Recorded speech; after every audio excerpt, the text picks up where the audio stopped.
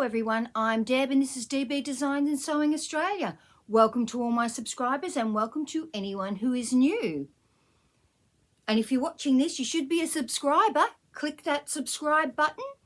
You can click the bell icon or not, but if you do, then you'll be notified when I put up a new video, which quite frankly is not very often. What have I been doing? I've been really busy besides doing the alterations that I do for my business. You wouldn't think a town of 2,300 people would have that many people needing alterations, but they do. You wouldn't think in the country people can't sew. They can't. Some people can sew that sewed when they're at school, but they don't have a sewing machine. So I get quite a few alterations every week, which is great. And I'm meeting a lot more people, which is also fabulous. What have I been sewing? Well, the first thing I did was I popped a button on my ponte coat, which is the Jill Coatigan by Seamwork. Now, this is an unlined coat, and this is a pottery button. So if I ever need to wash this, you don't wash coats all that often. So I found a pottery button. So it is pottery, it's pottery on the back. I'll show you the other ones I got. Now I bought these pottery buttons from Jackstock in Moorabbin, which I buy things online from. You can pick up, but it's in Moorabbin, so I don't, which is in Melbourne. And it's buttons by Bricoleur, by the look of it. That's what that says. And so I bought a few different sets of pottery buttons. So as you can see, it's pottery on the back. And I did have in mind this one when I bought it online, but quite frankly, it's a bit orangey. It's a giraffe print, but it's a bit orangey. It's another one that I bought, which I really liked. And because I'm doing the year of the shirt, some giant buttons might come in handy. I bought a set of 2 of these nice ones. And these ones, yeah, they're the same size. So these are big buttons, buttons that your sewing machine buttonhole foot not only couldn't fit the button in, but there's no way it could sew a buttonhole that was that long. So I did do lots of practice on scrap piece of fabric and had to work out how long the stitches were at the end, where I needed to place the needle to come down to, making sure it was really straight. And I actually got an excellent buttonhole in the end. So this is my buttonhole. See it there? And it's a really long buttonhole.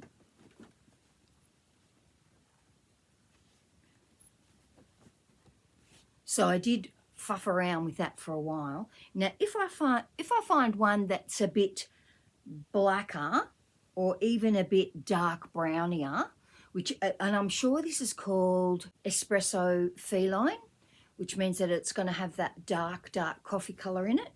So I've worn this, and I actually made a bag as well. So there's a few more of the pottery buttons. Now, pottery buttons are not going to be for everybody because I would never wash the item with the buttons on it. And it's okay for me because I can just take the button off and then when I iron it, I can sew it back on. But I wouldn't make it for a client unless it was a woolen coat. And you would not even be able to dry clean a pottery button. These are not really... They probably are sealed on the back, but you'll see that it's still quite...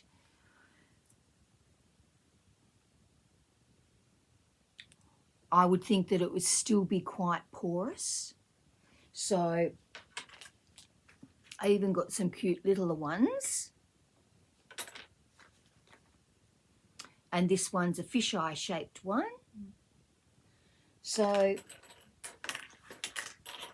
that was my Explore pottery buttons.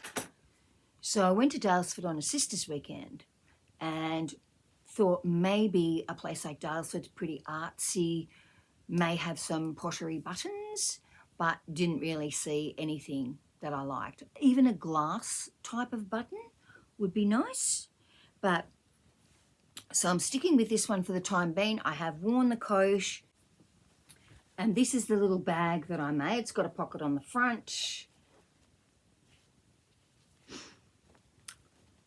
I managed to put the clip in the right place so I could stitch around the top. And I made a really light coloured inside. The biggest thing I have with handbags is if the lining is black, I can't find things in it. I always know my keys are in my handbag because my car starts. I don't very often get my keys out. So I just made this bag. And then when we were going out, and I had on the pointy pants that matched the coat, and then I was fiddling around with the handbag, and one of my sisters, the sister I was sharing a room with, said, "You can't have the bag." She goes, "You can either have the coat in the bag, or the pants in the bag, or the coat and the pants, but you cannot have the three of them. It's too much." So I didn't actually use the bag because I already had the coat and the pants on. So it's very white, that button. I wish it had a lot less white on it, but I will find something eventually. Probably not in St Arnaud, but you know, we do pop over to Castlemaine some of the time and to Malden, the sort of places, especially not really a second-hand shop, but one that sells old glass bottles and things like that, may have something that's suitable. So eventually I will probably find a button that is a little bit better, but it needs to be big because that buttonhole's big and I don't want it to come undone. So remembering that this is an unlined coat. It's got a very deep facing, and it's really comfortable and really warm. And you've got to love Ponte. So lovely to wear, and the Ponte pants are just the best things to wear. And you know what, for all the pants I take up a lot of men's jeans, a lot of men's work pants, but for women the majority of them are Ponte pants. I think in summer more of them will be a linen type of pant, but that's what I've been doing. And so on the way back from Daylesford, one of my sisters and I went to Bendigo and we went to the Frida Kahlo exhibition, which was excellent. She had a very, very interesting life. Her father was a photographer, and so she mixed in the artsy world. Very, very interesting if you ever get to go and see it. I think it's probably finished by now, but Bendigo Gallery, of course, is a wonderful gallery. I think they are renovating it and looking for somewhere else to put their things in the meantime, but they always have fabulous exhibitions there, very, very popular. Because then I did find out that one of my other sisters had caught the train from Melbourne, I don't know whether it was with her husband or with one of her girlfriends, and went to the Frida Kahlo exhibition. So always have really good things at the Bendigo Gallery. So the next thing I made was the Comfi pants by Pattern Scout, which is sort of a wide leg pant. It's not a really ultra wide leg pant, but it's a wide leg pant. And the Neve top by Sew Lala. So this is the Comfi pant. So you can see, well, they probably call it a straight leg, do they? It does not say. It doesn't say, but it is. Probably does on the site, because of course that's PDF. But I've made several pairs of these pants, and I know that I really like them. And the thing was that this velour comes from Spotlight. That's what happens when you buy things online. No stretch. I thought the majority of velour is stretch, but when I look at the Spotlight site. So when you buy from an independent person, they tell you how much stretch is in it, all that sort of thing. On the Spotlight site, it does not tell you what the stretch is. You wouldn't even know that it's stretch fabric unless you know what a knit fabric is. I don't think this came under knit. I think it just came under velvet and velours. And so it has no stretch whatsoever. I think I recut the cuffs 4 times because I could not get them to go on. And I didn't really want to gather the sleeve. I wanted it to be comfortable and not puffy. So the Neve top I have made before, I know, in like a black wool knit. And so I knew it was not really, really tight. It wasn't a fitted jumper like the Trudy turtleneck that I wear. So really happy with this tracksuit. It's really warm. That's what the inside of the fabric looks like. You know, it's not 100% cotton on the back like a velveteen would be. You know, a velveteen that's 100% cotton is not going to have any stretch. So I bought the fabric with this, with a tracksuit in mind, flashback to the 70s, and wear old grandmas wore velour tracksuits. So I thought I'd be an old grandma in a velour tracksuit. But pretty happy with how that turned out. Now, in the Comfi pants, which is this one, I made the size 12, which fit easily. I wasn't looking for something that was fitted or something that was tight. And in the Neve top,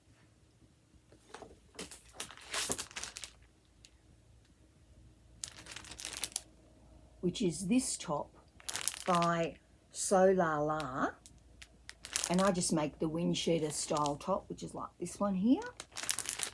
Oh, but I don't put a band on the bottom.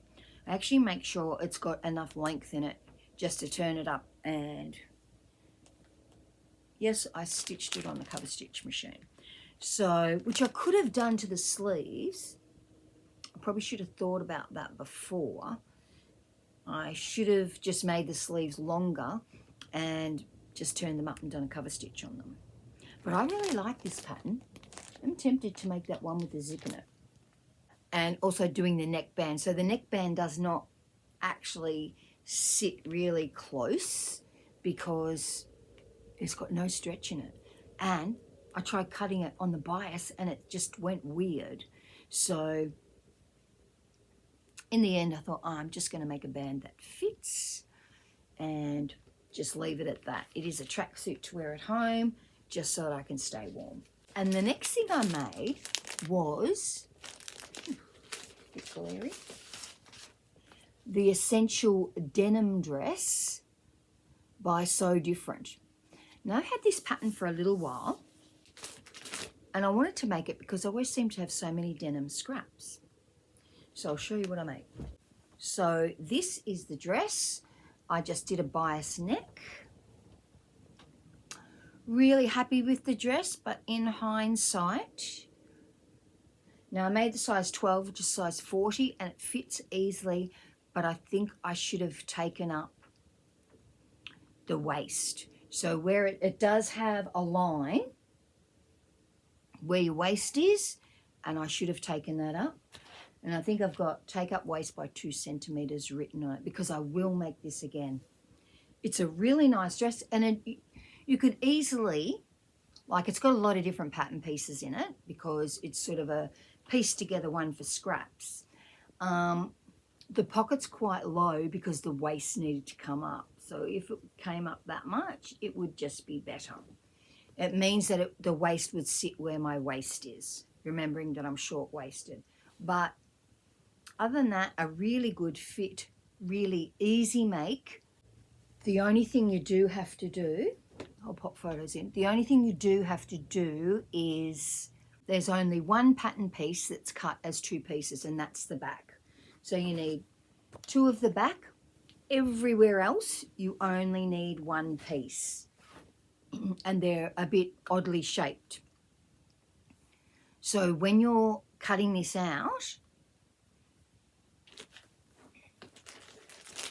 and I traced off pattern pieces, so I've got all the pattern pieces, you can't flip any of them. You can't flip any of the pieces to make them fit on your fabric, because they all need to be face up, because you're only cutting one of them and not two of them. Now this was fabric that I had from the Ella dress, if you remember, probably a few months ago when it was summer, because it was hot. I had made the Ella dress by Pattern Scout in a lightweight denim that I bought from Spotlight, and I was always going to, I think it's way too high on the neck for me, and it's cut on the bias, the whole dress.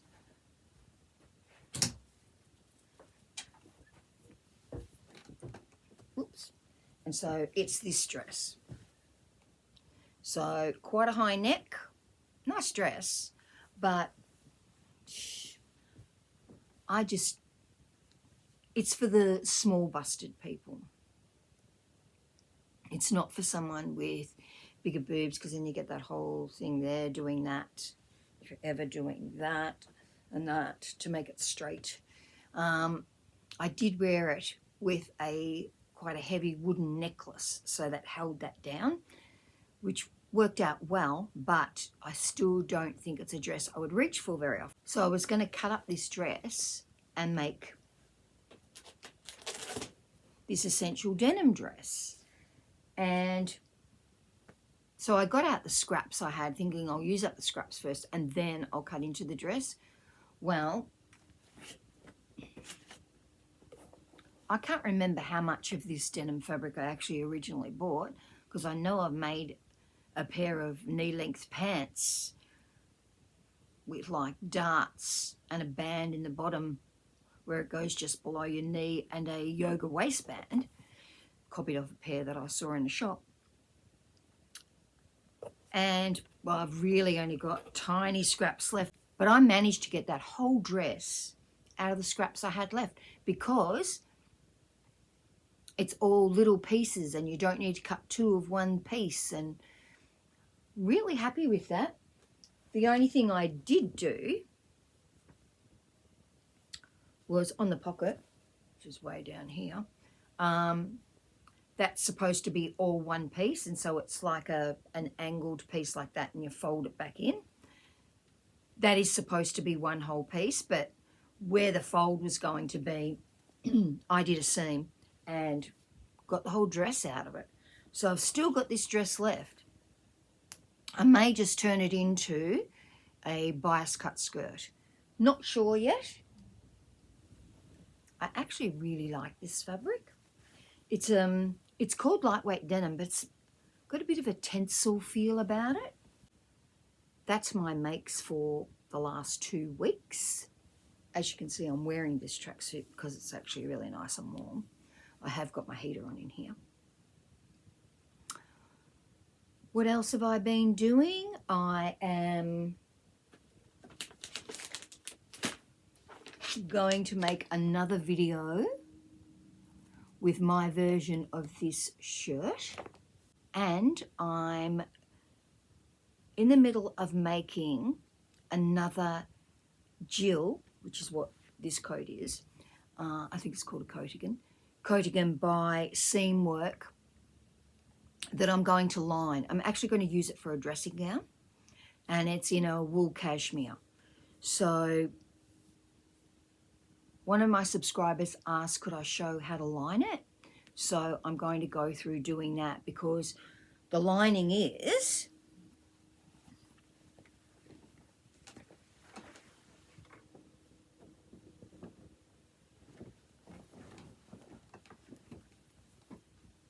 of course you can line anything, but when something is supposed to be lined, usually comes with the pattern piece for the lining. And we would need to make this pattern piece. So I was going to show you how I'm going to do that. I will be bringing you that shirt pattern